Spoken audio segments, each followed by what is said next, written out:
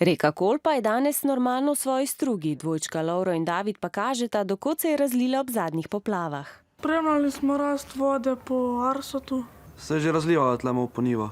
Most sem se bal edino, ker je veliko dež padal, pa da bi še zrasla do hiše.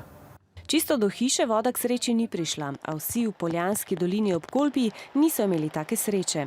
Deroča Kolpa je v eni sami uri narasla za 1 meter. Poplavljene so bile ceste, ljudje so ostali v svojih hišah, tudi Šterkovi. Tek se gre domov po vodi.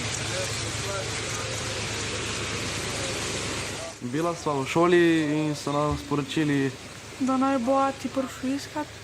in smo se odpeljali do enega prijatelja, pa smo si tam pustili avto, pa sposodili traktor, pa smo se odpeljali domov z njegovim traktorom.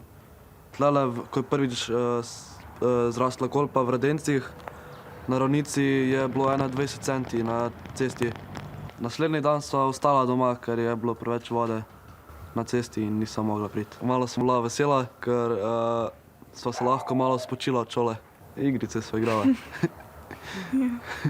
Ko je drugič začela spet rast, sem pa tudi ribarčil. Sosed je že ribo ujel, ko je tudi probal, pa sem še jaz probal, ne. In? Ja, nisem nič dobil. Ni bilo večerje. Domačini pravijo, da je vzrok za poplave veliko podrtih jezov, ki niso mogli ustaviti deroče vode. Dejstvo je, da je na skrajnem jugovzhodu države v eni noči padlo tudi 80 litrov dežja na kvadratni meter. Kolpa je naplavila veliko nesnage, a do praga Šterkovih ni prišla. Čeprav za kratek čas niso mogli zapustiti hiše, so to oviro zlahka rešili.